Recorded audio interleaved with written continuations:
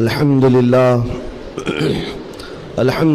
الحنان المنان الذي خلق الإنسان وعلمه البيان والصلاة والسلام على رسوله سيد الإنس والجان وعلى آله وأصحابه ذوي الخير والإحسان أما بعد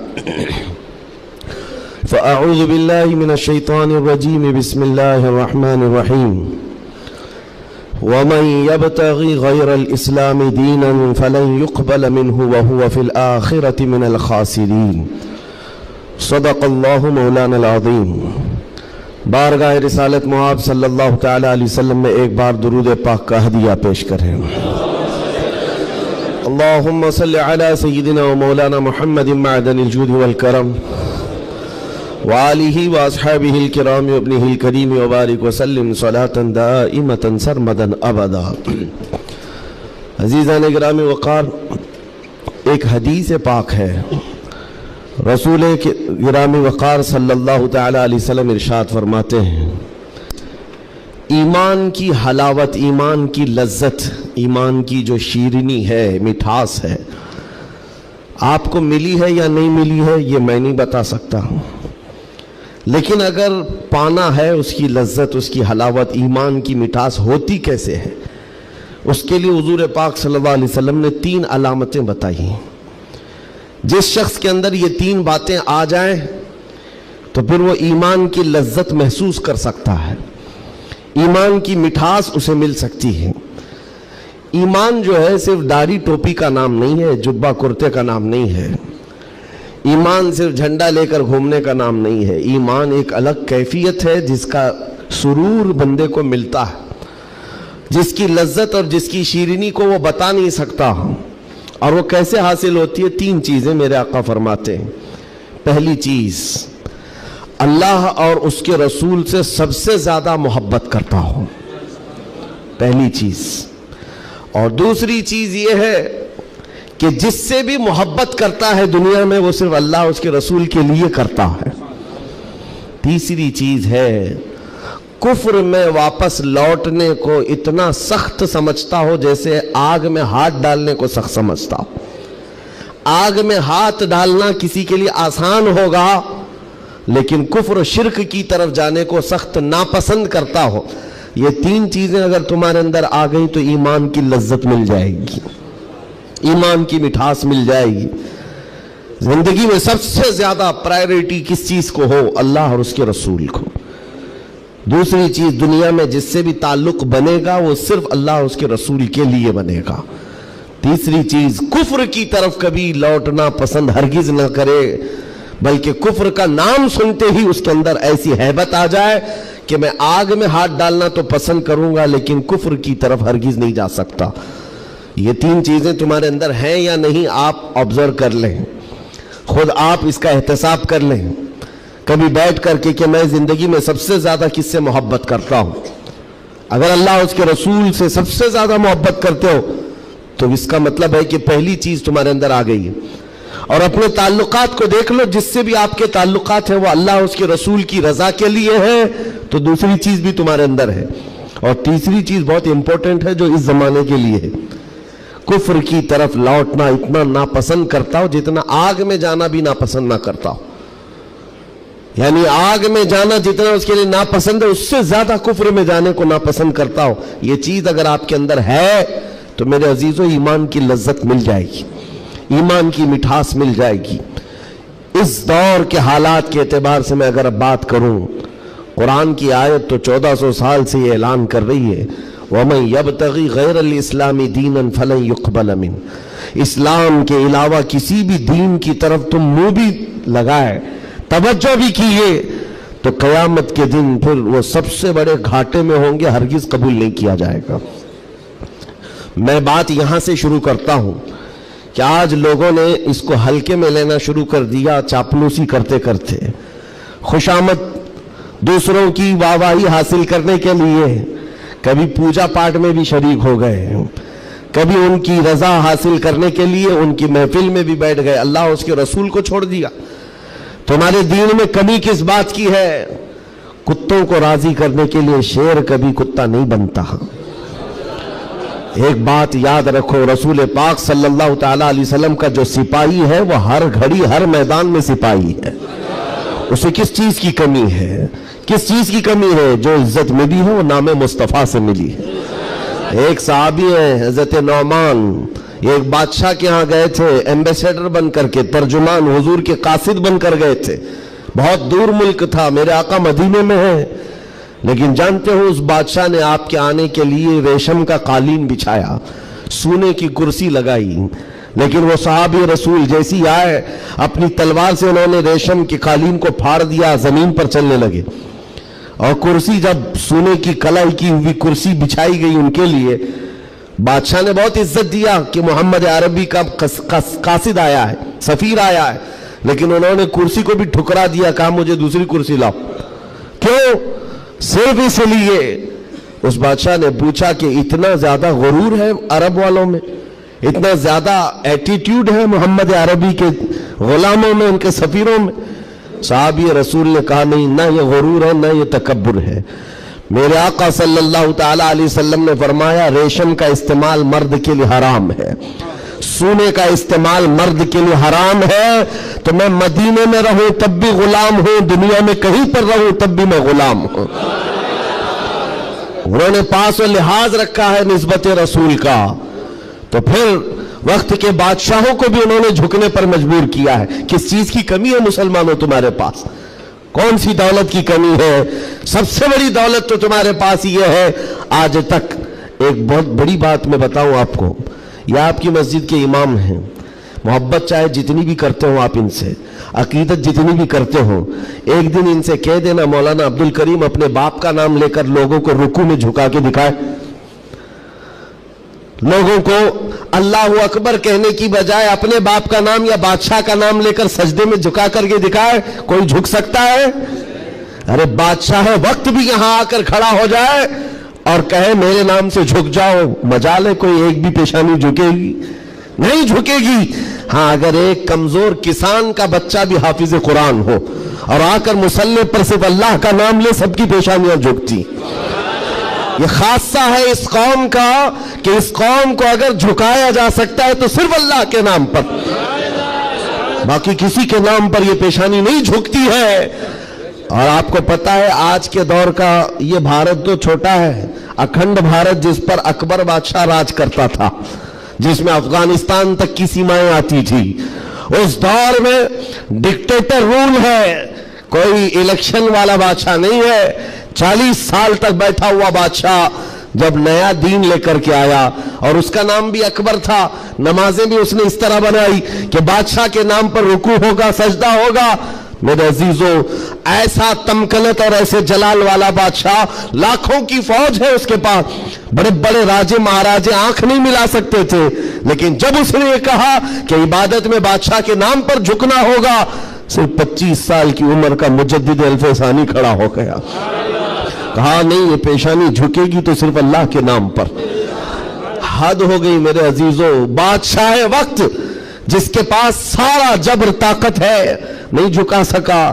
اور جھکانے کے لیے اس نے ایک بار کیا کیا، دربار میں اتنا چھوٹا سا دروازہ بنایا کہ آنے والا جھک کر کے ہی آئے. جو بھی دربار میں آئے وہ جھک کر، سیدھا آ نہیں سکتا تھا، اتنی چوکھٹ چھوٹی بنا دی. مجدد صاحب رحمت اللہ تعالیٰ علیہ کو بلایا گیا تھا دربار میں کہ یوں تو یہ جھکتا نہیں، لیکن دربار میں آنا ہے تو کیسے آئے گا. جب وہ قریب پہنچے دیکھا کہ اتنی چھوٹی چوکھٹ بنی ہوئی ہے اور یہاں جانے کے لیے رکوع کی حالت میں جانا پڑتا ہے. وہ اللہ رب العزت کا ایسا بندہ، رسول پاک کا سپاہی، اپنے دین کا محافظ، دیکھتا ہے جانا ہے ٹھیک ہے جائیں گے، لیکن جس وقت داخل ہونا تھا وہ نہ جھکے، نہ ہی رکوع کیا، نہ ہی پیشانی جھکائی، پہلے پیر اندر ڈال دیا، پیر اندر ڈال دیا. جیسے سامنے لوگوں نے دیکھا کہ لوگ پیشانی پہلے اندر ڈال کر کے آتے تھے، اور یہ عالم دین ہے کہ پیر اندر ڈال کر کے آ رہا ہے. یہاں جیسی آئے تو لوگوں نے یہ اعلان کیا کہ بادشاہ کی بڑی توہین ہوئی، بادشاہ کی بڑی توہین ہوئی. پاؤں دکھا کر کے آ رہا ہے یہ مولوی، قدم دکھا کر کے آ رہا ہے. آپ نے کہا بادشاہ کی توہین میں نے نہیں کی، بادشاہ نے خود اپنی توہین کروائی ہے. उसे खुद पैर पसंद थे इसलिए दरवाजा छोटा किया। अजीजान गिरामी वक़ार, तुम्हारे पास किस चीज की कमी है? अल्लाह ताला ने ये खुसूसियत अता की है, ये पेशानी कभी किसी गैर के सामने नहीं झुकती है, नहीं झुकती है। करोड़ों के सामने थोड़ी ना ताकत और कुव्वत की पूजा करने वाली ये कौम नहीं है। आज इनके पास ताकत आई तो इनकी पूजा करेंगे, उनके पास आई तो उनकी पूजा करेंगे। कौम में मुस्लिम सिर्फ और सिर्फ अल्लाह वहदहु ला शरीक की इबादत करती है। हम रसूल पाक से बेपनाह मोहब्बत करते हैं लेकिन इबादत नहीं करते रसूल की भी। हुजूर पाक सल्लल्लाहु अलैहि वसल्लम के दरबार में भी इबादत नहीं करते, ताजीम है, इबादत सिर्फ अल्लाह की करते हैं। ये खासा कम है, इसी बात से तो पूरी दुनिया को कुड़न है और जलन है कि ये दुनिया में एक वाहिद कौम ऐसी है, मुझे बताओ उन सब को झुकने के लिए मूर्तियां देखना पड़ता है। हाँ, इबादत करने के लिए अपने अपने खुदाओं की सूरत और मूरत बनाई हुई है। पूरी दुनिया में करोड़ों मस्जिदें होंगी, किसी भी मस्जिद में खुदा की कोई तस्वीर है? कहीं कोई तस्वीर बनाई गई है अल्लाह की कि इसे देखना होगा फिर झुकना होगा? ईसाई हो कि यहूदी हो कि हिंदू हो कि कोई भी कौम हो, सबों ने कुछ न कुछ मूरत बनाई है। सिर्फ ये तन्हा कौम है जो बिना देखे अल्लाह की बारगाह में सजदा करती। युमिनून बिल गैब, अल्लाह ने तारीफ में फरमाया है ये गैब पर ईमान लाने वाली जमात है। और जिसका ईमान ही इतना मजबूत है, खुदा को देखा कभी नहीं और झुकते हैं। आज तक इमाम साहब के पैजामे को लेकर सवालात होते रहे, इमाम साहब के आने जाने को लेकर सवालात होते रहे। कोई एक बंदा भी मुझे बताओ आकर इमाम साहब से कहता है हर दिन आप झुकाते हैं, कभी अल्लाह को दिखाते क्यों नहीं? कोई नहीं पूछता। हर एक को पता है हमारा ईमान ही है गैब पर ईमान लाने वाली कौम। अज़ीज़ान गिरामी वक़ार, अब मैं आगे बात करता हूं। जब इतनी खुसूसियात तुम्हारे पास है तो फिर अगर चेहरा किसी और की तरफ जाए तो मैं समझता हूं वो दुनिया का बदतरीन आदमी है, बदनसीब आदमी है, जिसको अल्लाह ने सबसे बड़ी नेमत दी थी और वो ठुकरा करके दूसरों की झोली में चला गया। इसीलिए कुरान कहता है वमन यब्तगी गैरल इस्लामी दीनन फलन युक़बल मिन, जो इस्लाम के अलावा किसी दूसरे दीन की तरफ फिर गया कयामत के दिन हरगिज उसे कबूल नहीं किया जाएगा। वहुवा फिल आखिरति मिनल खासिरीन, वो आखिरत में बहुत बड़े घाटे में होगा। मैं एक मिसाल देता हूं आपको। एक जो घटना घटी है, एक हादसा, मक्का मुकर्रमा का एक हादसा जो लिखा हुआ है किताबों में। कब्रिस्तान में एक वहां पर जब किसी का इंतकाल हुआ, एक साहब है, वो हाजी है, वो कहते हैं कि जब कब्रिस्तान में हम गए तो दफन करने के लिए कब्र में कब्रिस्तान की सारी चीजें भरी हुई थी, तो लोगों ने एक कब्र बताई। एक हाजी साहब का इंतकाल हुआ था, कहा कि इनको इसी कब्र में दफन करना है। लोगों ने कहा यहां एक आलिम दीन की कब्र है।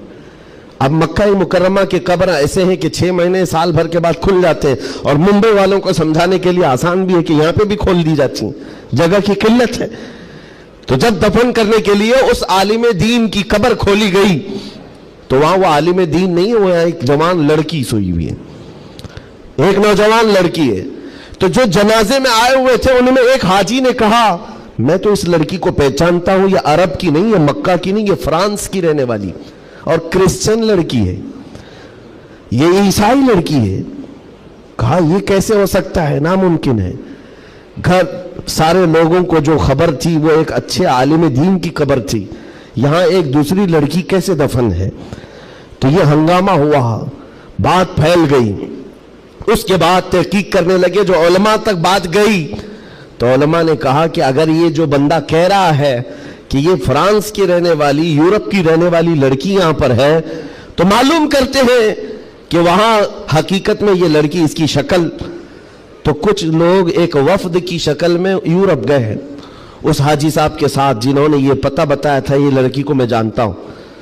जा करके उसके घर मालूम किया कि क्या तुम्हारे घर में फला फला शक्ल की ये लड़की थी? कहा हाँ, इंतकाल हुआ था, चंद ही महीने हुए इंतकाल हुआ है। कहा क्या किया तुमने? कहा हम ईसाई रस्म और रिवाज के एतबार से अपने कब्रिस्तान में दफन किया है, हम क्रिश्चियन हैं, ईसाई रस्म और रिवाज से हमने दफन किया। तो जो गया था वफ्द, उसने पूछा कि कुछ उसकी अजीब चीजें थी? तो लोगों ने कहा कि हाँ एक चीज थी, हमें अंदाजा हो गया था कि वह इस्लाम ला चुकी थी, ہم نے اس کو مارا توڑا بہت کچھ کیا ہے. تو پھر یہ بات خبر پھیلی اس لڑکی کے اسلام لانے کی, تو مقامی علماء کو پوچھا گیا. ایک عالم دین نے کہا ہاں وہ لڑکی دل و جان سے اسلام کو قبول کرتی تھی اور پیارے حبیب صلی اللہ علیہ وسلم سے بے پناہ محبت کرتی تھی, اور گھر والوں کے ظلم و ستم کو سہ نہ سکی, جان دے گئی اور مر گئی. لیکن ہم مجبور تھے, گھر والوں سے ہم کچھ نہیں کر سکتے تھے. لیکن اس لڑکی نے ایک مرتبہ کہا تھا کہ میرے مرنے کے بعد میرے آخری رسم و رواج اسلام کے مطابق ہو. ہم نہیں کر سکے کیونکہ خفیہ طور پر وہ مسلمان تھی, ہم ایکشن نہیں لے سکتے تھے. اور ہمیں اس بات کا افسوس ہے کہ اسے عیسائی قبرستان میں دفن کر دیا گیا. سنو حیرت کی بات ہے, لوگ ایک بہت عجیب اچنبے میں پڑتے جا رہے ہیں, نئی نئی باتیں کھلتی جا رہی. تو اس کے بعد یہ فیصلہ ہوا کہ آئے ہوئے وفد نے اور گھر والوں کو اطلاع دے کر کے کہ ہم چلتے ہیں جس قبرستان میں آپ نے اپنی بیٹی کو دفن کیا ہے, ہم جا کر کے دیکھنا چاہتے ہیں وہاں. ہاں, تو عیسائی قبرستان میں بڑی مشکل سے انہوں نے کہا کہ ٹھیک ہے. قبر کھولی گئی تو وہاں وہ عالم دین سویا ہوا جس کو مکہ میں دفن کیا گیا تھا. اب حیرت کی انتہا اور ہو گئی, اس کا اس عیسائی قبرستان میں کیا لینا دینا, یہ آیا کیسے, یہاں پہنچا کیسے. میرے عزیزو, یہ بات اگر لکھی ہوئی نہ ہوتی تو میں کبھی نہیں کہتا. اور جب اور حیرت بڑھ گئی, وہ وفد علماء کا واپس آیا, کہا کہ اس راز کو ہم معلوم کرتے ہیں اس عالم کے گھر سے ہی. ایک بات تو سمجھ میں آ گئی کہ لڑکی مسلمان ہو گئی تھی اور اسلام سے بے پناہ محبت تھی. اللہ کا کرم ہوا, ہو سکتا ہے اسے کفرستان سے نکال کر مولا تعالیٰ ایمان والوں کے بیچ میں, اولیاء اور صحابہ کے بیچ میں دفن کر دیا, فرشتوں نے اس کو منتقل کر دیا. یہ ممکن ہے, یہ ممکن ہے. لیکن اس کے ساتھ کیا ہوا ہے, یہ مسلمانوں کے قبرستان سے کرسچن اور عیسائیوں میں کیسے آ گیا. گئے واپس جانے کے بعد بہت قابل توجہ بات کر رہا ہوں, اور اس زمانے کی بہت ہی امپورٹنٹ چیز آپ کو میں بتا رہا ہوں, دل دہلا دینے والی چیز ہے. واپس آنے کے بعد اس عالم کے گھر گئے لوگ, اس کی بیوی موجود تھی جو بیوہ تھی. جا کر پوچھا کہ تیرے شوہر کے بارے میں ہمیں کچھ معلومات حاصل کرنی ہے. اس نے کہا بتائیے کیا ہے. کہا کہ کیسا تھا وہ. کہا اس کے اخلاق بہت اچھے تھے, اور نمازوں کی, کہا ایک نماز بھی قضا نہیں کرتا تھا, پابند تھا, لین دین میں سب چیزوں میں اچھا تھا. پھر بچا کیا, بیوی ساری چیزیں اچھی بتا رہی, مسلمان ہے. بیوی نے گھبرا کر پوچھا آخر اس کے بارے میں اتنی تحقیق کیوں کر رہے ہیں, آپ بتا سکتے. تو علماء نے کہا کہ بتانے کے لائق نہیں ہے, لیکن سن لو, تمہارا شوہر مکہ کے قبرستان میں نہیں ہے, عیسائیوں کے قبرستان میں ملا. اس کی قبر میں وہ موجود نہیں. وہ دھاڑے مار کر رونے لگی کہ ہائے کیا ہو گیا میرے شوہر کے ساتھ, وہ عیسائیوں کے قبرستان میں کیسے پہنچ گیا. اور جب اس کا غم میں کچھ افاقہ ہوا تو خاتون کہتی ایک بات ہے جو بات مجھے آج کہنا ہے, توجہ. عورت کہتی ایک بات ہے, میرا شوہر سب اچھا تھا, لیکن کیا ہے جانتے ہو, جب ہم لوگ رات کو سوتے یا جمع کرتے, غسل واجب ہوتا, تو ہر بار میرا شوہر ایک بات کہتا کہ عیسائیوں کے مذہب میں کتنا اچھا ہے کہ غسل واجب نہیں ہوتا. یہ ہمارے اسلام میں ہے کہ بار بار نہانا پڑتا ہے, عیسائیوں کے مذہب میں جو ہے جمع کرنے کے بعد غسل واجب نہیں ہوتا, کتنا اچھا ہے. یہ بات وہ کہتا تھا, تب میں اس کو ٹوکتی تھی کہ دین اسلام کے علاوہ کسی دوسرے مذہب کے متعلق مت کہا کرو. بار بار وہ یہ کہتا تھا, شاید یہ وجہ ہے کہ موت کے بعد اسے وہیں پہنچا دیا گیا جہاں کی وہ بات کرتا تھا. وَمَنْ يَبْتَغِ غَيْرَ الْإِسْلَامِ دِينًا فَلَنْ يُقْبَلَ مِنْهُ, قرآن کہتا ہے جو اسلام کے علاوہ دوسرے دین کی طرف منہ پھیرا ہرگز نہیں قبول کیا جائے گا. اور میرے آقا فرماتے ہیں من تشبہ بقوم فہو منہم, جس نے کسی دوسری قوم کی مشابہت اختیار کی, قیامت کے دن اسی قوم کے ساتھ اسے اٹھایا جائے گا, اسی قوم کے ساتھ اٹھایا جائے گا.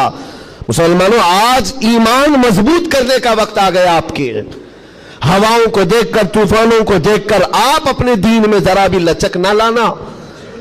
کلمہ طیبہ پر اگر حملے ہونے لگے تو کیا تم اپنا کلمہ بدل لو گے؟ اذان سے اگر کسی کو نفرت ہونے لگی تو کیا اذان کی کلمے بدل لو گے؟ یہ دنیا اگر تم بدلنے لگ گئے تو اتنا بدلے گی کہ انسان کی بجائے کتا بنا کر رکھ دے، تب بھی وہ راضی نہیں ہوں گے، تب بھی وہ راضی نہیں ہوں گے۔ ہم نے دیکھا ہے ان لوگوں کو جو آج بھی دھوتیاں اٹھا کر کے چلتے ہیں، جوتیاں اٹھا کر کے چلتے ہیں، ان کی حیثیت کیا ہے؟ آج کفار و مشرکین کے قدموں میں بیٹھ کر کے وہ سوچتے تھے کہ سکتہ مل جائے، تختہ مل جائے، ملا کچھ نہیں، استعمال ہوتے رہے، ذلیل اتنے ہوئے کہ نہ اپنی قوم کے رہے نہ اس قوم کے رہے۔ کاش ایک بار میرے مصطفیٰ کا وفادار بن کر دیکھتا، ایک بار بن کر کے دیکھتا، پھر عزتیں کیا ہے؟ اللہ اکبر، جب تک بکے نہ تھے تو کوئی پوچھتا نہ تھا، یا رسول اللہ تم نے خرید کر ہمیں انمول کر دیا ہے۔ حضور کے قدموں میں جو عزت ہے وہ کہیں نہیں مل سکتی۔ تخت کے لیے، سکتے کے لیے جو لوگ اپنا مشن بھول گئے، اپنا دین بھول گئے، اپنا ضمیر بیچ لیے، میرے عزیزوں بہت بڑے گھاٹے میں ہیں، بہت بڑے گھاٹے میں ہیں۔ زندگی میں ایک بات یاد رکھو، اسی لیے میں نے اسی حدیث سے یہ بات شروع کی۔ اللہ کے نبی فرماتے ہیں کفر کی طرف پلٹنے کو اتنا ناپسند کرتا ہو جتنا آگ میں ہاتھ ڈالنے کو ناپسند کرتا ہو، آگ میں ہاتھ ڈالنے کو ناپسند کرتا ہو، اتنا سخت و ناپسند کرتا ہو، تب جا کر کے اس کو ایمان کی لذت ملے گی، ایمان کی حلاوت ملے گی۔ آج اپنے بچوں کو بھی یہ نصیحت کرو، کفر کی آندھیاں چلی ہوئی ہیں، تمہارے بچوں کو اسکولوں میں کب کافر بنا دیا جاتا ہے پتہ ہی نہیں چلتا، کب تمہیں کون سے بھجن سکھائے جائیں، کون سے گیت سنائے جائیں جس کی وجہ سے بندہ کافر بن جاتا ہے، اسلام سے اس کا تعلق ہی ختم ہو جاتا ہے۔ اپنے بچوں کو اس بات کی تو تلقین کر کے جاؤ، بیٹا ہر چیز قربان کی جا سکتی ہے لیکن ایمان کا سودا نہیں ہوتا، ایمان کا سودا نہیں ہوتا۔ ایمان یہ اللہ تعالیٰ کی طرف سے دی ہوئی ایسی بڑی نعمت ہے، کروڑوں ہیں دنیا میں مگر مولا نے تمہیں چنا ہے دین اسلام کے لیے، اور اس میں بھی مسلمانوں میں بھی اللہ کا کتنا بڑا احسان ہے، ہزاروں فرقے ہیں لیکن عاشقوں میں تمہیں چنا گیا ہے۔ ہاں، حضور کی محبت کرنے والے سپاہیوں میں تمہارا نام آتا ہے۔ اپنے تو اپنے غیر بھی آج کہتے ہیں کہ سب سے زیادہ اپنے نبی کو پکارنے والی کوئی قوم ہے تو اہل سنت و جماعت ہے۔ کیوں نہیں ہے؟ کہاں سے یہ نعرے لگتے ہیں لبیک یا رسول اللہ؟ وہ گوفے سے نہیں نکلتے اور وہ چندہ خور مولویوں سے نہیں نکلتے جو انگریزوں کے پالے ہوئے ہیں، یہ نعرے لگتے ہیں تو بریلی کے تاجدار کے قدموں سے ہیں۔ جو وابستہ ہے عاشقوں کی جماعت ہے وہی سے۔ دنیا کو یہ اچھی طرح سے معلوم ہے اپنے نبی سے سب سے زیادہ وابستہ کوئی قوم ہے اس روئے زمین پر تو اہل سنت و جماعت ہے، اہل سنت و جماعت ہے۔ اس چیز کا سودا کبھی ہونے مت دینا ہے میرے عزیزو، اس چیز کا سودا ہونے مت دینا۔ لوگ یہ کہتے ہیں سیکولر بن کر کے جینا چاہیے، یہ بھی اچھا وہ بھی اچھا، میں کہتا ہوں وہ تو منافق ہے۔ پھر سیکولر کا مطلب منافق ہے، دل میں کچھ اور رکھتا ہے سامنے کچھ اور دکھاتا ہے۔ اسلام میں یہ سیکولرزم نہیں ہے، اسلام یہ کہتا ہے لا اعبد ما تعبدون، میں اس کی عبادت نہیں کرتا جس کی تم کرتے ہو۔ جانتے ہو میرے آقا صلی اللہ تعالیٰ علیہ وسلم نے 2 ٹوک جملوں میں کہا تھا، ایسا نہیں ہے کہ مصلحت میرے آقا سے زیادہ کون جانتا ہے۔ آج لوگ یہ کہتے ہیں کہ سب حالات بنائے رکھنے کے لیے ہمیں کرنا پڑتا ہے، حالات بنائے رکھنے کے لیے تمہیں کرنا پڑتا ہے۔ یہ کیسی بات ہوئی؟ یہ وہ لوگ ہیں جو حالات بنائے رکھنے کے لیے اپنی ماں اور بہنوں کی عزت بھی داؤ پر لگا دیں گے۔ جب درندہ کوئی ڈاکو اس کو خوش کرنا ہو تو کیا تم اپنی عورتوں کا سودا کر سکتے ہو؟ غیرت مر گئی ہوگی ایسے بندے کی۔ حضور پاک کے پاس مشرکین آئے، یہ آپ کو میں بتا دیتا ہوں، قل یا ایھا الکافرون لا اعبد ما تعبدون، یہ سورہ پڑھتے ہیں کہ نہیں پڑھتے نماز میں؟ کب نازل ہوئی تھی آپ کو بتا دوں، یہ سورہ کب نازل ہوئی؟ حضور پاک صلی اللہ علیہ وسلم کے پاس مشرکین مکہ آئے اور کہا اے محمد صلی اللہ علیہ وسلم ایک کام کریں، آپ ہمارے خداؤں کو برا بھلا مت کہیے، ہم آپ کے دین میں آ جائیں گے، اسلام پر ہم بھی تھوڑا تھوڑا عمل کریں گے، لیکن جن کی ہم پوجا کرتے ہیں نا، عبادت کرتے ہیں، ان کو کچھ مت کہیے۔ حضور پاک نے فرمایا جو شرک ہے میں اس کو شرک کہوں گا، اللہ کے سوا کوئی دوسرے کی عبادت ہے ہی نہیں، اور اس بات کا میں اعلان کروں گا حضور آئے ہی ہیں شرک کو ختم کرنے۔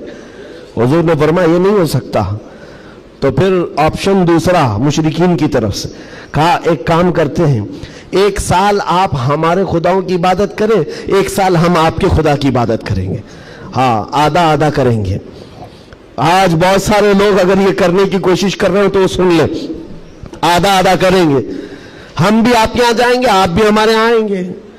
حضور پاک صلی اللہ تعالیٰ علیہ وسلم نے فرمایا ہرگز نہیں ہو سکتا، تم چاند اور سورج میرے ہاتھ میں لا کر رکھ دو، میں اس کی عبادت نہیں کرتا جس کی تم کرتے ہو، میں پالنہار حقیقی کی عبادت کرتا ہوں۔ آخری آپشن جانتے ہو کیا کیا تھا، کیا دیا تھا انہیں؟ مشرکین نے کہا چلو محمد صلی اللہ علیہ وسلم آپ یہ بھی نہیں مانتے وہ بھی نہیں مانتے تو کم سے کم اتنا کرو کہ صرف اور صرف ہمارے خداؤں پر ایک بار ہاتھ رکھ دو، بس چھو کر کے چلے جاؤ۔ نبی پاک صلی اللہ علیہ وسلم سے صرف اتنا تقاضا تھا ان کا کہ آپ ہاتھ لگا کر چلے جائیں، یہاں تو سر جھکانے والے بھی موجود ہیں، ہاتھ لگا کر چلے جائیں۔ نبی پاک صلی اللہ علیہ وسلم جلال میں کہا ہاتھ لگانے کی بات، بلکہ میں تو نظر بھی اٹھا کر نہ دیکھوں، نظر بھی اٹھا کر نہ دیکھوں۔ تب اللہ تعالیٰ نے پوری سورہ نازل فرمائے قل یا ایھا الکافرون لا اعبد ما تعبدون، اے محبوب آپ فرما دے اے کافروں میں اس کی عبادت نہیں کرتا جس کی تم عبادت کرتے ہو۔ یہ 2 ٹوک جملوں میں کہا گیا ہے، اور حالات ایسے بھی ہوئے میرے عزیزوں، چمتکار کو لوگ آج کہتے ہیں نا جو بھی چمتکار ہوگا اس کی پوجا ہوتی ہے، عجیب و غریب چیز دکھے تو لوگ اس کو ایک افواہ کے شکل میں ایسا بناتے ہیں جیسے اس کا عقیدہ بن جائے۔ حضور پاک صلی اللہ تعالیٰ علیہ وسلم کے زمانے میں صحابہ کو رجھانے کے لیے کیا کیا نہیں کیا گیا مکہ مکرمہ میں۔ یہ حالات آئیں گے اس لیے مجھے یہ گفتگو کرنی پڑ رہی ہے تاکہ تم اپنے ایمان پر مضبوط رہو۔ ایمان نہیں تو کچھ بھی نہیں ہے، تمہارے دوسرے گناہ تو معاف کر دیے جائیں گے، کفر و شرک ہرگز نہیں معاف ہوتا۔ ان اللہ لا یغفر ان یشرک بہ ویغفر ما دون ذلک لمن یشاء، رب تعالیٰ فرماتا ہے شرک کو اللہ ہرگز معاف نہیں کرے گا، اس کے علاوہ جو بھی ہے اللہ معاف فرمائے گا۔ ایمان ضروری ہے۔ صحابہ کا ایمان ختم کرنے کے لیے کیا کیا گیا؟ اتفاق ایسا ہوا کہ مکہ میں ایک بھگوان بولنے لگ گیا، پتھر کی مورت تھی اور پجاری بیٹھا ہوا تھا، اچانک پتھر جو ہے بات کرنے لگ گیا اور بات کر رہا ہے، ظاہر سی بات ہے یہ عجیب و غریب چیز ہے نا، یہ اس دور میں ہے۔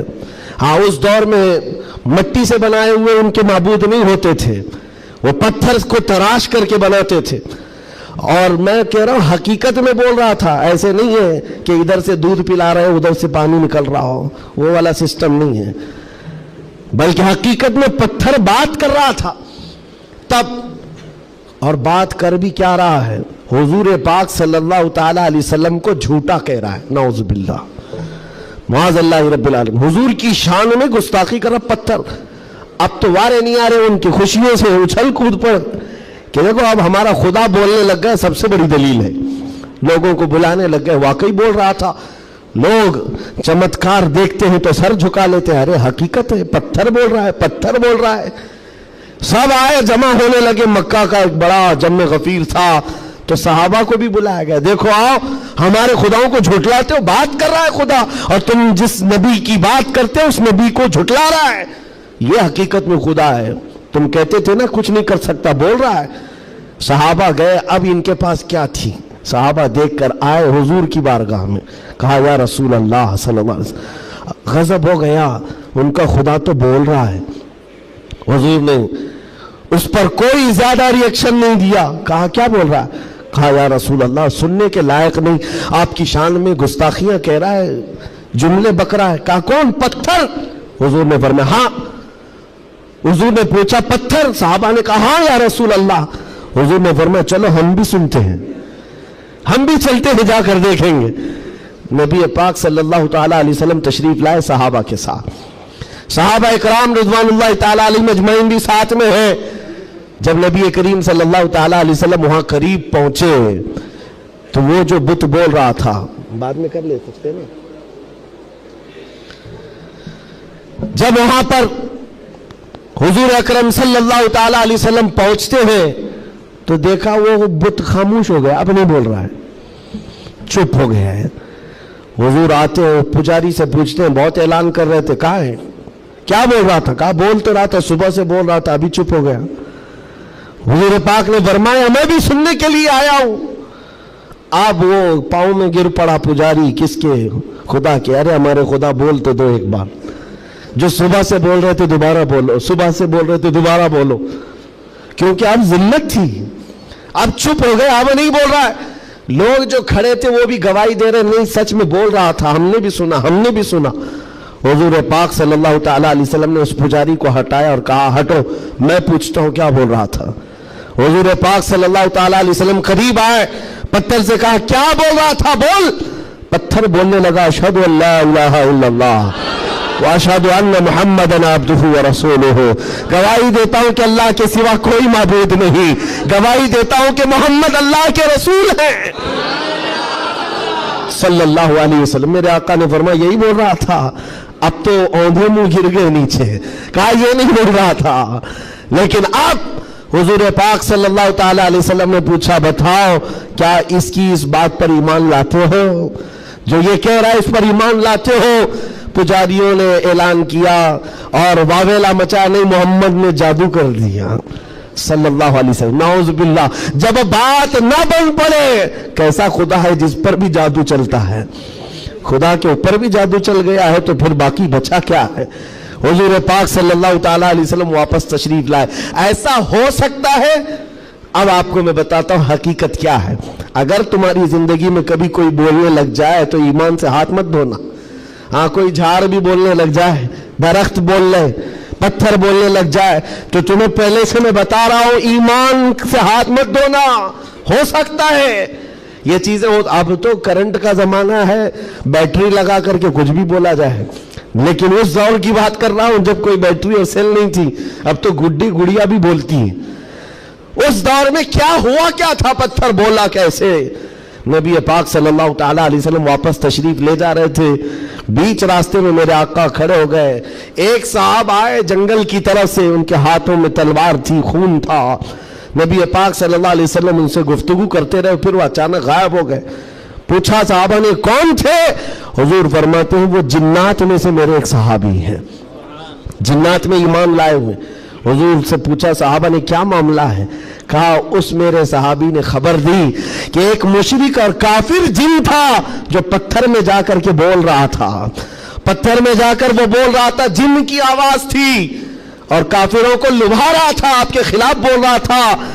और हमें ये खबर मिली, हम अपने मोहल्ले में बैठे थे, जिन्नात के भी मोहल्ले हैं, आबादियां हैं, सब हैं। वो जिन साहबी कहते मुझे खबर मिली कि एक गुस्ताख, एक काफिर पत्थर में घुसकर आपके खिलाफ बोल रहा है। उसी वक्त में तलवार लेकर के निकला और जिस वक्त आया तो इत्तेफाक था कि आप भी वहां पर तशरीफ लाए हुए थे। मैं उस आपके आने से पहले उसका कत्ल कर चुका था और जब आपने फरमाया पत्थर को बोल, क्या बोल रहा था? तब मैंने कहा था अशहदु अल्ला इलाहा इल्लल्लाह।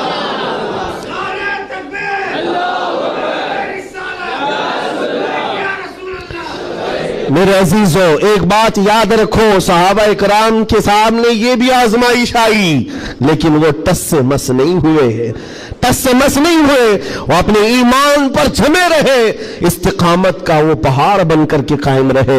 आज जरूरत इस बात की है मेरे अजीजों, हालात इस तरह के अगर बन जाए, दुनिया चमत्कार दिखाने लग जाए, तो अपने ईमान से हाथ मत धो बैठना। वो देखो अभी सोशल मीडिया पर एक छोटा दज्जाल भी आया, चिट्ठियां ले लेकर के बताता रहता है। छोटा दज्जाल, बड़ा दज्जाल आना बाकी है जो पानी बरसा के भी दिखाएगा, सब्जा उगा करके भी दिखाएगा और एक आदमी को मार कर जिंदा करके भी दिखाएगा। यह हदीस पाक में है। तुम अभी छोटे दज्जालों पर बिक गए तो बड़े दज्जाल के साथ क्या होगा? इसलिए आज जमे रहो। अरे चिट्ठियां ये तो बहुत पुरानी बात है, फेंको पीठ पीछे, कहो हमें हमारे नबी ने बड़े दज्जाल के लिए भी पहले से तैयार फरमाया।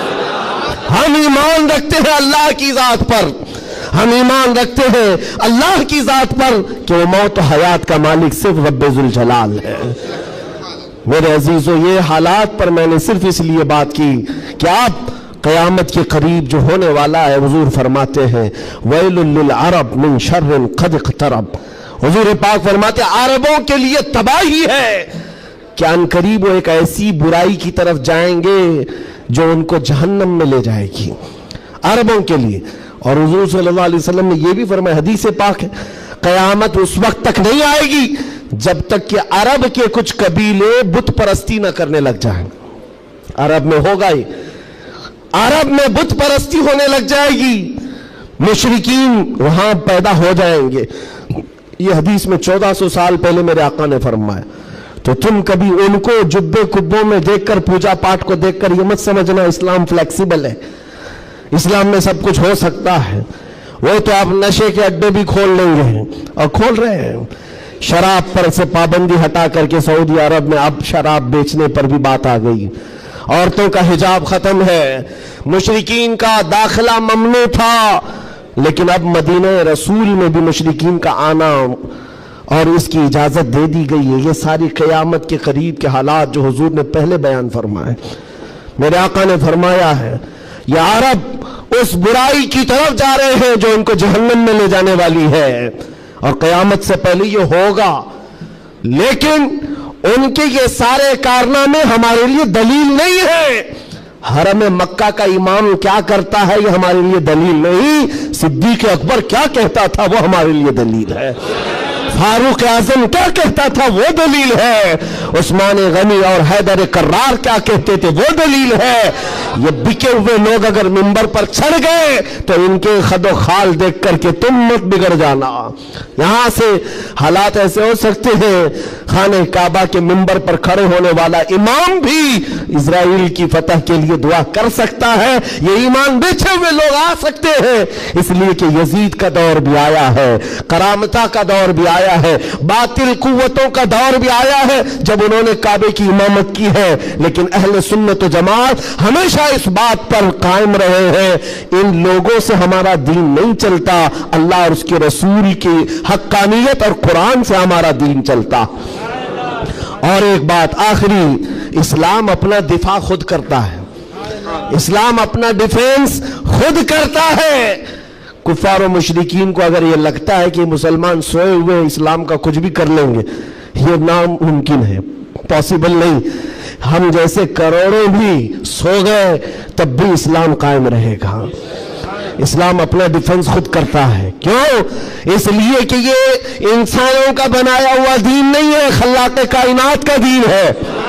और कुरान में रब ताला ने फरमाया, युरीदूना लियुत्फिऊ नूरल्लाहि बिअफ़वाहिहिम, लोग अपने मुंह के फूकों से इस्लाम का चिराग बुझाना चाहते हैं और अल्लाह अपना चिराग मुकम्मल करके रहेगा। वलौ करिहल काफिरून, अगरचे काफिर नापसंद करे।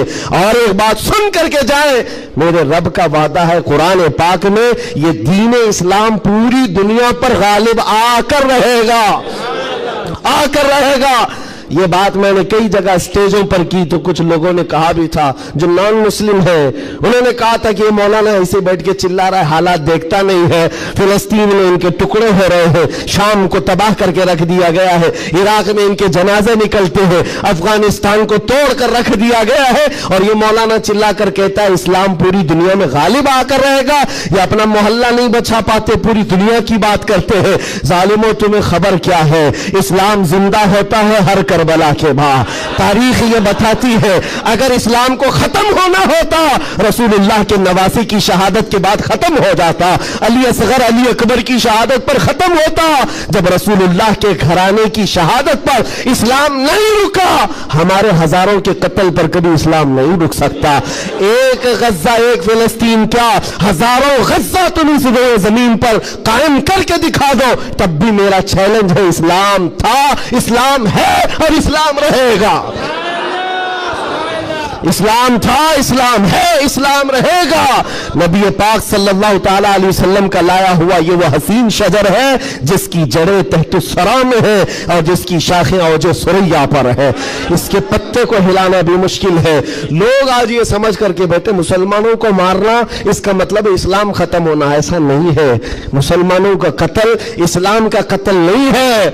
मुसलमान इसकी हिफाजत के लिए नहीं है मेरे अजीजों, अल्लाह इसकी हिफाजत फरमा रहा है, अल्लाह इसकी हिफाजत फरमा रहा है। और आप सबकी जिम्मेदारी ये है, आप सबकी जिम्मेदारी है। एक सवाल का जवाब और भी, किसी के ज़हन में ये चीज आता है, ये सवाल आता है तो उसके इत्मीनान के लिए कह रहा हूं, बार बार ये कहते हैं अच्छा आपका दीन हक पर है, आपका खुदा हक है, आपका रसूल हक है, तो इतने मारे क्यों जाते हैं तुम लोग?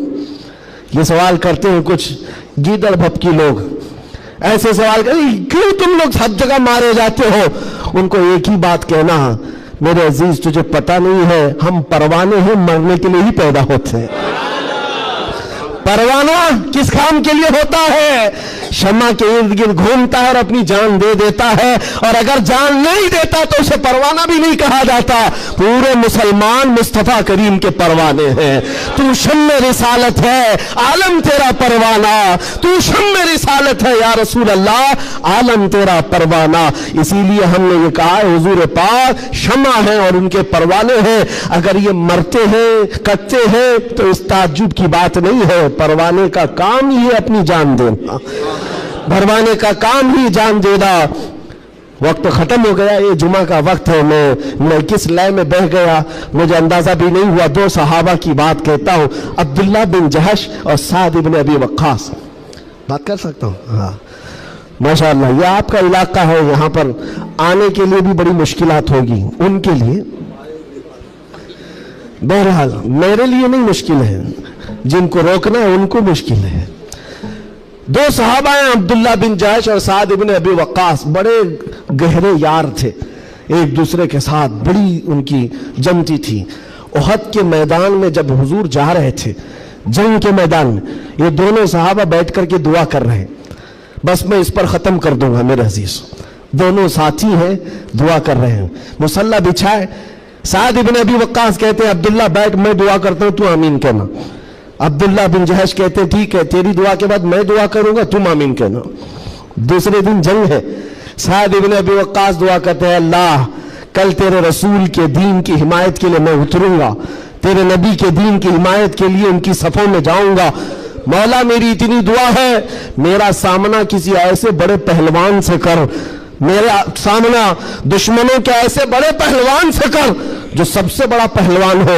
और ख्वाहिश तो देखो दुआ में क्या कह रहे हैं साद इब्न अबी वक्कास, ऐ अल्लाह मैं चाहता हूं कभी उसको सामने से मारूं, कभी दाएं से मारूं, कभी बाएं से मारूं, कभी पीछे से, और उसके बाद गिरा दूं और सीने पर चढ़कर कहूं लब्बैक या रसूल अल्लाह, यानी इस्लाम का परचम बुलंद करो। ये उनकी दुआ थी। अब्दुल्ला बिन जहश आमीन कह रहे थे। उसके बाद अब्दुल्ला बिन जहश कहते अब मैं दुआ करता हूं, तू आमीन कह। अल्लाहु अकबर, उनकी दुआ कैसी है, अल्लाह अल्लाह। हदीस में पढ़ता हूं मेरी आंखें भीग जाती हैं। अब्दुल्ला बिन जहश कहते हैं अल्लाह कल तेरा रसूल मैदान में उतर रहा है, और उहद के मैदान में जब मैं तेरे दीन की हिमायत के लिए उतरूं तो दुश्मनों की तरफ मैं बढ़कर चला जाऊं तेरी मोहब्बत में, तेरे नबी की मोहब्बत में। कभी कोई दुश्मन मुझे सामने से मारे, कभी दाएं से मारे, कभी बाएं से मारे, कभी पीछे से मारे, और तेरे मोहब्बत में मौला, तेरे रसूल की मोहब्बत में हर जगह से जख्म खाऊं और फिर मैं शहीद हो जाऊं इस्लाम जिंदाबाद कहते हुए, इस्लाम की बुलंदी का नारा लगाते हुए शहीद हो जाऊं। एक मारने की दुआ कर रहा है, एक मरने की दुआ कर रहा है। ये रसूलुल्लाह के परवाने हैं। दूसरे दिन मैदान जंग में जब ये सहाबा आए उहद के मैदान में, मेरे अजीजों दुआ कबूल थी, दुआ कबूल थी। साद इब्न अबी वक्कास जैसी आए, आपके मुकाबिल में मुशरिकीन का वो पहलवान आया जिसके बारे में कहा जाता था वह 1000 लोगों की तनहा ताकत रखता था, वो मुकाबिल में आया। साद इब्न अबी वक्कास कहते हैं मैं तो कामयाब हो गया, मौला ने मेरी दुआ सुन ली और बड़ा पहलवान मेरे सामने भेजा। और फिर तीर जब चलाते थे और तलवार चलाते थे, उनकी दुआ के मुताबिक ही उस बड़े पहलवान को कभी दाएं से मारा, कभी बाएं से मारा, कभी सामने से मारा। और साद इब्न अबी वक्कास की तलवार और उनकी तीर का अंदाजा कर सकते हो, ये तन्हा सहाबी है। जब तीर चलाते थे मेरे आका पीछे से कहते थे बियादी अंत व उम्मी इर्मी या साद, ऐसा तीर चला मेरे माँ बाप तुझ पर कुर्बान हो। सारी दुनिया कहती है या रसूल अल्लाह मेरे माँ बाप आप पर कुर्बान, लेकिन अल्लाह का रसूल कहता है ऐसा तीर चला मेरे माँ बाप तुझ पर कुर्बान। अब फिर तीर की ताकत का अंदाजा क्या होगा। ढेर हो गया दुश्मन, ढेर हो गया बड़ा पहलवान, सीने पर चढ़कर कहा इस्लाम था, इस्लाम है, इस्लाम रहेगा। मेरे अजीज हो, उसके बाद اس کے بعد جب جنگ کا خاتمہ ہوا شام کے وقت، یہ جنگ شکست میں بدل گئی تھی، پہلے فتح ہوئی پھر شکست ہوئی، 70 صحابہ شہید ہوئے۔ سعد ابن ابی وقاص وہ ڈھونڈتے رہے میرا جگری یار کہاں ہے، عبداللہ بن جہش کہاں ہے، اپنا جگری یار جس کے ساتھ اٹھتے بیٹھتے، جن کے ساتھ بیٹھ کر لمبی باتیں ہوتی تھی۔ ڈھونڈنے پر نکلے تو کسی نے کہا تمہارا جگری یار تو شہید ہو گیا، شہید ہو گیا۔ حضرت سعد ابن ابی وقاص کے دل پر لگی بات، جس کا گہرا دوست انتقال کر جائے اس کی دنیا ادھر سے ادھر ہو جاتی ہے۔ سعد ابن ابی وقاص کہتے ہیں میں دیکھنا چاہتا ہوں میرے جگری یار کو۔ ڈھونڈتے ہوئے آئے، لوگوں نے کہا عبداللہ بن جہش کو ماننا پڑے گا، ایسا لڑا کہ نرغے میں چلا گیا۔ سعد ابن ابی وقاص پوچھتے کیا ہوا ان کے ساتھ؟ لوگوں نے روتے ہوئے کہا عبداللہ بن جہش کو لوگ دائیں سے بھی مار رہے تھے، بائیں سے بھی مار رہے تھے، سامنے سے بھی مار رہے تھے، پیچھے سے بھی مار رہے تھے، مارتے مارتے شہید کیا، ان کے جسم کے 80 ٹکڑے کر دیے تھے، 80 ٹکڑے۔ ان کے ٹکڑوں کو رسی میں پیرو کر کافروں نے ہار بنا کر پہن لیا۔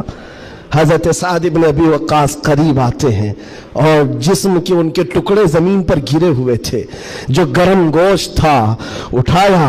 سعد ابن ابی وقاص کہتے عبداللہ تو مجھے چھوڑ کر چلا گیا، لیکن کل رات ہم نے دعا کی تھی، اللہ نے میری دعا بھی قبول کی، تیری دعا بھی قبول کی۔ سنو اے مسلمانوں، سعد ابن ابی وقاص کہتے ہیں میں نے جو دعا کی تھی اللہ نے وہ قبول کیا، بڑا دشمن میرے سامنے لایا، اور تو نے جو دعا کی تھی اللہ نے وہ بھی قبول کیا، مگر قسم رب ذوالجلال کی اے عبداللہ میری دعا سے تیری دعا کئی درجے افضل ہے، اس لیے کہ مارنے کی بات الگ ہے، حضور کی محبت میں مر جانے کا مزہ الگ ہوتا ہے۔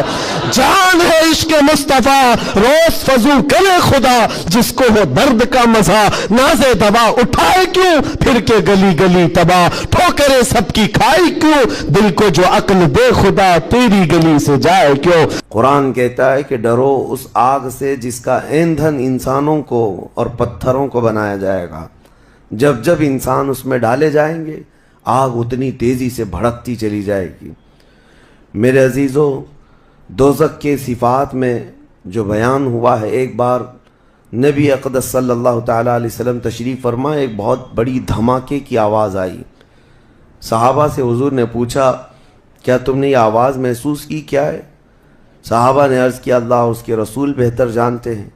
نبی اکرم صلی اللہ تعالیٰ علیہ وسلم ارشاد فرماتے ہیں آج سے 70 سال پہلے جہنم کے منہ سے ایک پتھر گرایا گیا تھا، اس کی تہ میں اب جا کر کے وہ گرا ہے۔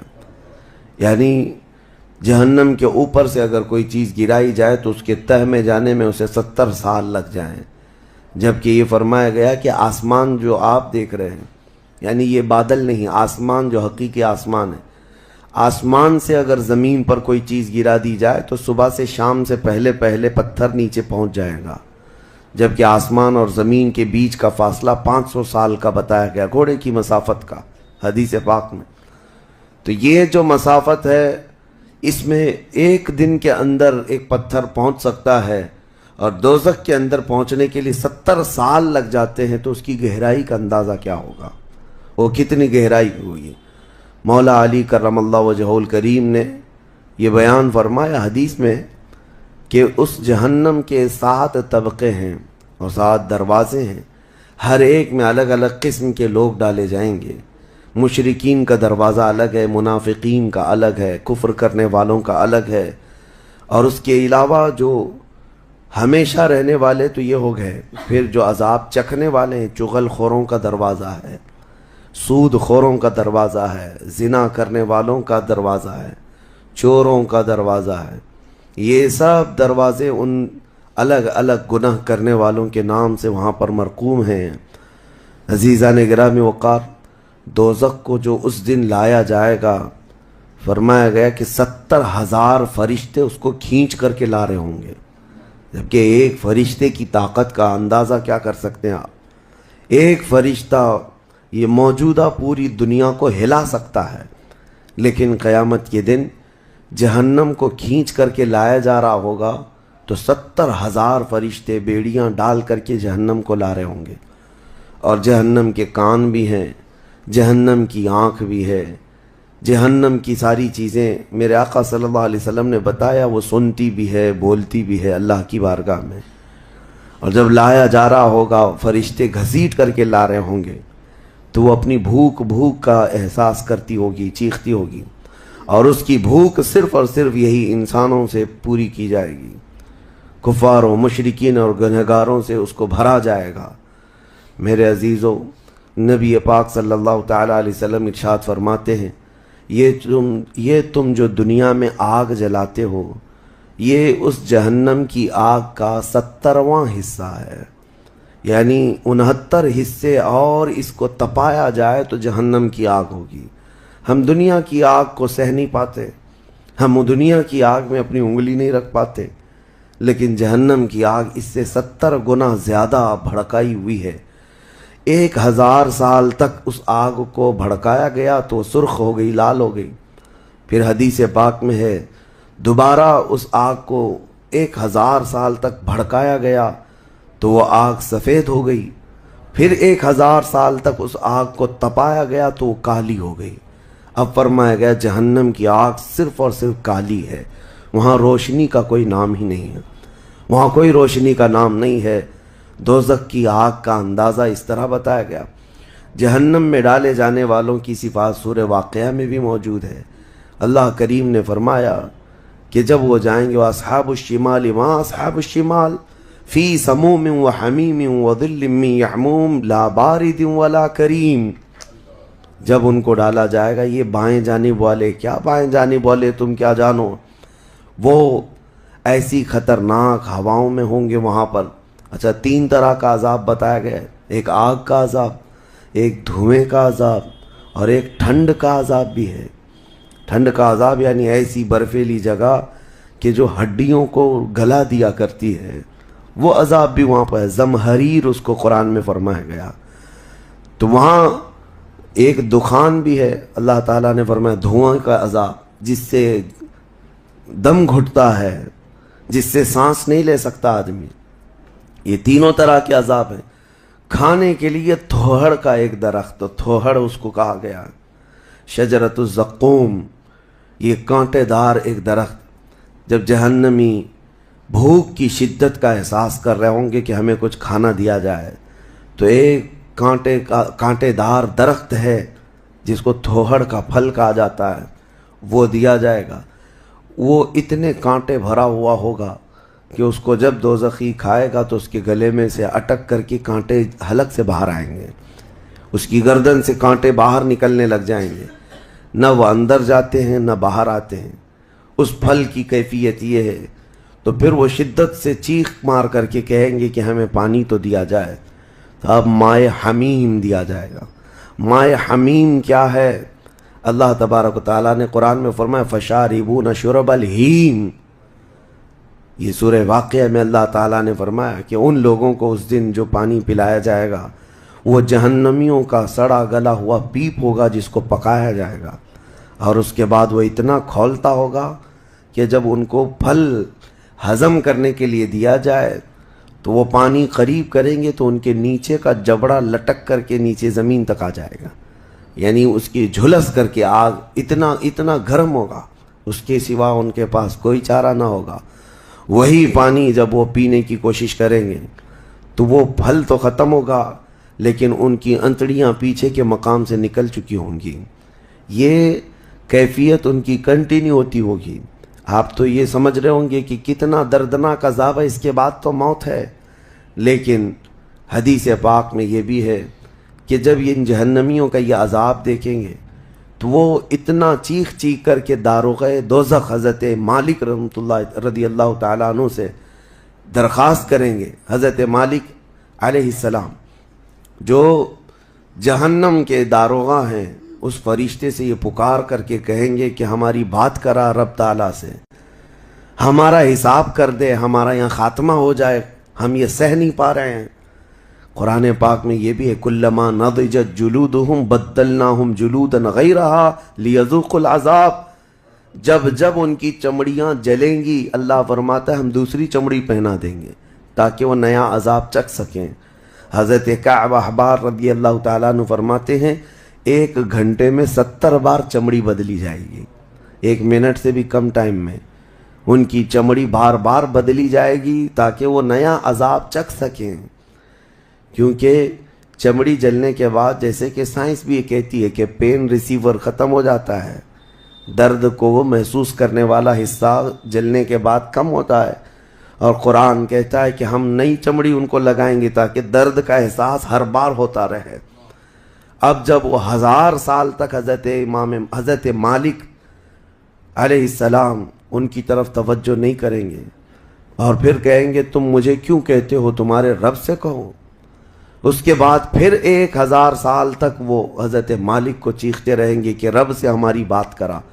हज़रत मालिक अल्लाह करीम की बारगाह में कहते हैं, ऐ रब्बुल आलमीन, दोज़ख में पड़े हुए इन तमाम जहन्नमियों ने तुझे पुकारा है, तू इनका फ़ैसला फरमा दे। अब रब तबारक व तआला फरमाता है 2 रिवायात में, उसमें सारे कुफ़ार भागते हुए दरवाज़े की तरफ आएंगे और जन्नतियों को भी बुलाया जाएगा और जन्नती भी भागते हुए दरवाजे तक आएंगे। जन्नती डर रहे होंगे कि कहीं हमको निकलने के लिए ना कहा जाए, और दोज़खी इस बात की खुशी में होंगे कि शायद हमको यहाँ से निकाला जा रहा है। और जब सब पूरे दरवाजे के करीब पहुँचेंगे तो रब तबारक व तआला जहन्नमियों से पूछता है, सवाल फरमाता है कि अगर तुम्हारे यहाँ से निकलने के लिए फिदिया देना पड़े तो क्या दे सकते हो? तो वो कहेंगे कि जितनी बड़ी दुनिया हम छोड़ कर क्या आए, दुनिया में जो कुछ भी नियामतें थी, जितना माल था, जितना सोना चांदी, पूरी दुनिया, मौला अगर ये देने की हमारी ताकत हो तो हम वो सब दे करके जहन्नम से निकलेंगे, पूरी दुनिया दे करके हम तेरे दोज़ख से निकलेंगे। तो रब ताला फरमाता है, मैंने तो इतना बड़ा हुक्म तुमको दुनिया में नहीं दिया था, मैंने तो सिर्फ तुमको ईमान लाने का कहा था, और तुमने कुफ्र करके इतनी बड़ी सज़ा को अपने ऊपर मुसल्लत किया। आज पूरी दुनिया फिदिये में देने को तैयार हो, और कल जब तुम जिंदा थे तो 2 रकात तुम्हारे लिए भारी थी, तुम्हारे लिए राह खुदा में 1 रुपया भारी था, और आज पूरी दुनिया फिदिया में सदका करके निकलना चाहते हो। रब तबारक व तआला जहन्नमियों से फरमाएगा, मैंने इतनी बड़ी चीज़ का तो तुम्हें दुनिया में हुक्म नहीं दिया था, इतनी बड़ी चीज़ का हुक्म नहीं दिया था। आप सुनो, एक मेंढे की शक्ल, एक बकरे की शक्ल की कोई चीज़ लाई जाएगी जन्नत और दोज़ख दोनों के बीच में, जन्नती भी देख रहे होंगे और दोज़खी भी देख रहे होंगे। रब तबारक व तआला उन दोनों लोगों से पूछेगा, जन्नतियों को भी और दोज़खियों को भी, कहा इसको पहचानते हो, इसको पहचानते हो, ये क्या चीज़ है? सब पुकार कर कहेंगे, हाँ मौला हम पहचानते हैं, ये मौत है, ये मौत है जो हमारे यहाँ आया करती थी। मौत को सब पहचानेंगे। तब रब ताला फरिश्तों को हुक्म फरमाएगा, मौत को अब ज़बह कर दो। मौत को सबके सामने ज़बह कर दिया जाएगा, एक मेंढे की शक्ल की चीज़ ला करके, और रब ताला उस वक्त फरमाएगा, अब न जन्नतियों पर मौत आएगी न दोज़खियों पर मौत आएगी, मौत है ही नहीं। तो अब जिसको जो सहना है वो सहना होगा। तुम 10 बार जलाए जाओगे तो भी मरना नहीं है, तुम 10 बार काटे जाओ तो भी मरना नहीं है। अब रब ताला कुरान में फरमाता, फी नारी जहन्नम व फीहा खालिदून, दोज़ख के अज़ाब में, दोज़ख की आग में हमेशा हमेश के लिए चले जाओ। मैंने खुतबे में यही आयत शुरू में पढ़ी थी, सउस्ली ही सक़र वमा अदराक मा सक़र। अल्लाह फरमाता है, मैं तुम्हें झोंक दूंगा दोज़ख में, और तुम क्या जानते हो कि दोज़ख क्या है, दोज़ख क्या है।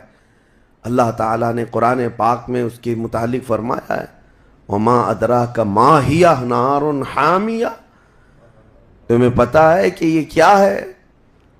कि उस दिन दोज़ख के सिलसिले में, और नबी पाक सल्लल्लाहु ताला अलैहि वसल्लम से जिब्राइल अमीन ने कसम लेकर के फरमाया, या रसूल अल्लाह सल्लल्लाहु अलैहि वसल्लम, अगर दोज़ख के अंदर से एक सुराख खोल दिया जाए दुनिया की तरफ, तो पूरी दुनिया सिर्फ उस सुराख की गर्मी से मर जाएगी, पूरी दुनिया में मौजूद लोग ख़त्म हो जाएंगे अगर एक सुराख दोज़ख का खोल करके दुनिया की तरफ कर दिया जाए।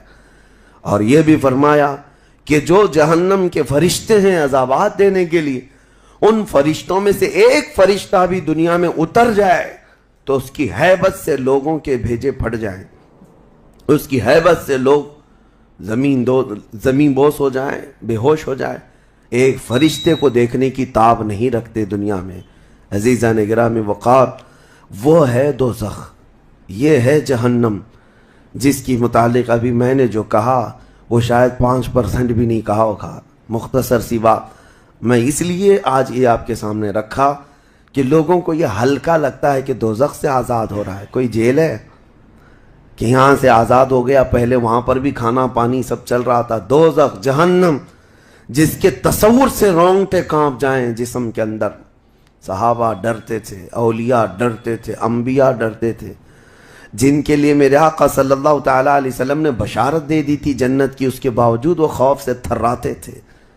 دوزخ کا ذکر آتا قرآن پاک میں تو اللہ نے سورہ فجر میں فرمایا کلا اذا دکت الارض دکن دکا وجاء ربک والملک صفا صفا وجیء یومئذ بجہنم، یہ وہ دن ہوگا جب پوری زمین ہلا دی جائے گی، ہلا دی جائے گی، سب کچھ ہل جائے گا، اور فرشتے صف در صف اللہ کی بارگاہ میں ہیبت سے کھڑے ہوں گے، کسی کی بات کرنے کی ہمت نہیں ہوگی، اور اس وقت دوزخ کو لایا جا رہا ہوگا۔ اور دوزخ کو لائے جانے کا جو منظر بتایا گیا ہے، اللہ اکبر، 70,000 فرشتے جب اسے کھینچ رہے ہوں گے، پورے محشر میں ایک ہلچل ہوگی، پورے محشر کے میدان میں ایک عجیب سی ہلچل ہوگی کہ جہنم کو لایا جا رہا ہے، دوزخ کو لایا جا رہا ہے، اور ہر ایک ڈرا ہوا ہوگا، نہ جانے کس کا نام آئے گا، پتہ نہیں کس کو وہاں جھونکا جائے گا۔ اور دوزخ کی زبان بھی ہے، وہ آگ اگل رہی ہوگی اور جہنمیوں کی طرف بہت تیزی سے دیکھ رہی ہوگی، یہاں تک کہ ایک حدیث میں یہ بھی ملتا ہے نبی اقدس صلی اللہ تعالیٰ علیہ وسلم قیامت کے دن اس دوزخ کو دیکھ کر کے رو رہے ہوں گے۔ میرے آقا صلی اللہ تعالیٰ علیہ وسلم، اے اللہ، آخر اس دوزخ کو لایا گیا، کیا اس میں اب میری امت کو جھونکا جائے گا؟ حضور اکرم صلی اللہ تعالیٰ علیہ وسلم اس دن دوزخ کے ان حالات کو دیکھ کر رو رہے اللہ کریم کی بارگاہ میں۔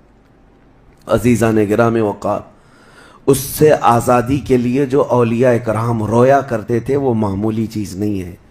آج تو ہماری کیفیت یہ ہے دوزخ دوزخ دوزخ، کچھ رہ ہی نہیں گیا، ہلکے انداز میں بولنا، ہلکے انداز میں سن لینا اور چلے جانا۔ کیا ہمارے دلوں پر کچھ اثر ہوتا ہے؟ کیا ہماری آنکھیں بھیگتی ہیں اس نعرے دوزخ سے جس کا صرف اور صرف تذکرہ سن کر کے ہمارے اندر ایمان ہو تو تڑپ جانا چاہیے کہ اے اللہ، میں تیری دوزخ کے عذاب کو سہنے کے قابل نہیں۔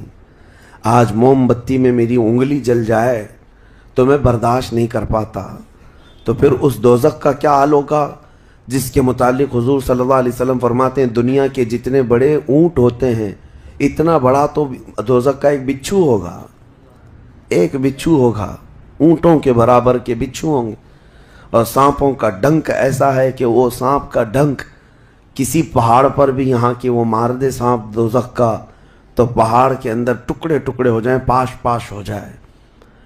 لیکن یہ سب دوزخیوں پر مسلط کیا جائے گا۔ نبی اکرم صلی اللہ تعالیٰ علیہ وسلم سے پوچھا گیا ہلکا عذاب کیا ہے؟ آپ فرماتے ہیں آگ کی جوتیاں پہنائی جائیں گی جس کی گرمی سے تانبے یا پیتل کی پتیلی میں کوئی پانی جیسا پکتا ہے، ایسا اس کا بھیجا پک کر ابل رہا ہوگا، اور وہ یہ سمجھے گا کہ میں سب سے بڑے عذاب میں مبتلا ہوں۔